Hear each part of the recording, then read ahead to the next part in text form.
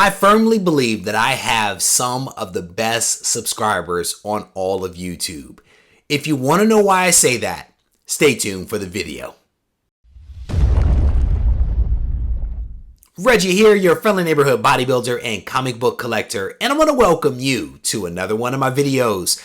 In this video, I am going to show you guys a massive stack of comics that I recently picked up from a subscriber of the channel by the name of Alex Perez. Alex actually reached out to me and made me an offer that I could not refuse for these books, and so we are going to dig into it in just a moment. But before we do so, I want to take a moment to give a huge shout out to Alex for entrusting me with these books. Brother, I absolutely appreciate you taking the time to reach out to me, and I'm glad that we were able to come to an agreement for this massive stack of ASM. So with that, let me show you guys what I picked up. First book is Amazing Spider-Man number 76. For some reason or another, I always manage to get copies of this book. And I think I've probably had 10 copies or so over the last 10 years, but over the last 2 years, sorry. But this is a book that somehow or another just keeps finding me. And I've actually had this book in my collection since I was a kid. And I've constantly picked it up, especially over the last 2 years or so. Next book, Amazing Spider-Man number 77. Again, another book that has found its way to me numerous times. This is just a classic battle involving Human Torch and the Lizard. Cool book. And what you're going to see is that as I go through this massive stack, I'm actually not going to talk about every single book in great detail, but where there's something interesting, I'm actually going to try to spend a little bit of time talking about it. Amazing Spider-Man number 91 is next up. Next, Amazing Spider-Man number 113. I really dig this cover. It's yellow, it's red, and it has Doc Ock. You can't go wrong with that one. Next, Amazing Spider-Man number 140. I dig this cover. I don't know what it is about this cover, but I definitely dig it. We got some grisly action down here and some gadgetry. It's not a bad cover. You can't go wrong with this one. Next up, Amazing Spider-Man number 151. I recently picked this one up at a con myself, but I'm definitely pleased to have another copy of this book in the collection. It is one of the later water covers that I really dig. Next up, Amazing Spider-Man number 155. Definitely a cool cover here. Next, Amazing Spider-Man 156. This is also a book that I recently picked up, but again, definitely pleased to have another copy in the collection. Here is 167. We have some Spider Slayer action going over there with probably J. Jonah Jameson, I do believe, but definitely a really, really nice copy of this particular book. Next up, we have Amazing Spider-Man number 171. Some Nova action here. This setup with Spider-Man and Nova is one that I think we've seen over and over across the years, but it's definitely a really cool cover. Next up, Amazing Spider-Man 177. Some Green Goblin action there.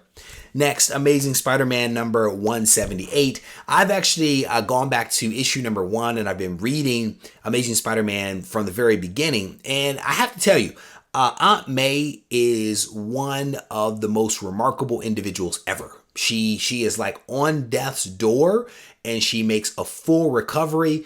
And then 2 weeks later, she is on death's door and then she makes a full recovery. Like, this is literally like an ongoing thing with Aunt May. But again, this is part of the charm of Amazing Spider-Man.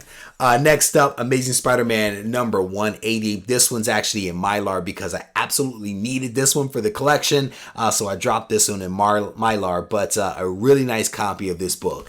Next up, we have Amazing Spider-Man number 183. I can't remember. The Rocket Racer is this guy. I think he's part of a 2 or 3 story arc. I have not read this one yet, but definitely looking forward to reading Amazing Spider-Man number 183. Next up, Amazing Spider-Man 184 with the dragon, the white dragon. There you go. Another book that I recently picked up. But again, definitely pleased to have another copy in the collection. We have Amazing Spider-Man 185. Peter actually graduates in this issue. We jump a little bit to Amazing Spider-Man 204. Little black cat action there. Here is Amazing Spider-Man number 207. And here is 208, some fusion action there. Here is Amazing Spider-Man 255. Amazing Spider-Man 265. And this one is the Silver Fox, I think. Can't remember his name. I have a couple of copies of this one already. Amazing Spider-Man 278 is next. 279. And again, a lot of these books are in really, really nice shape. So I'm very thankful to have these.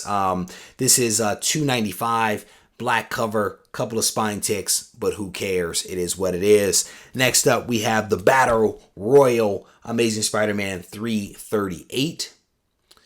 Next up, here is Amazing Spider-Man. We actually have two copies of this one. This is 367.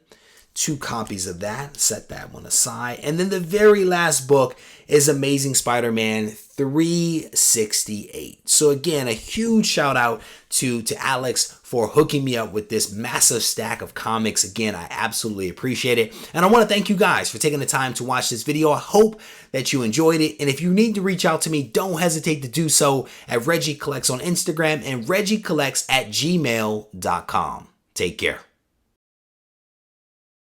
One last thing before I let you guys go, I wanted to show you one additional book. As you guys know, I am a huge fan of Jack King Kirby. I mean, he is an icon. And in my opinion, he transcends Marvel and DC. And I've been on this mission over like the last maybe year or so to track down various Jack Kirby works of art. And it doesn't matter whether he drew it or he wrote it or he wrote it and he drew it. I've been tracking these things down. I've been trying to read these things because I'm trying to just expose myself to his artwork and his creativity, but also to enhance my overall collection. And I've heard about this title for quite some time, but I just recently found the time to actually read it.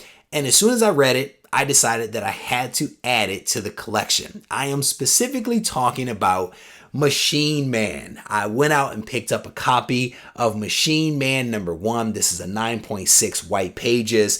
And of course, it has all of that Jack Kirby magic in the artwork. And it definitely has his unique twist on writing. And I think I'm on issue number 7 or 8 because I've been reading it, trying to read it all the way through. And I am enjoying it. And it takes a little time to get used to Jack Kirby's writing style.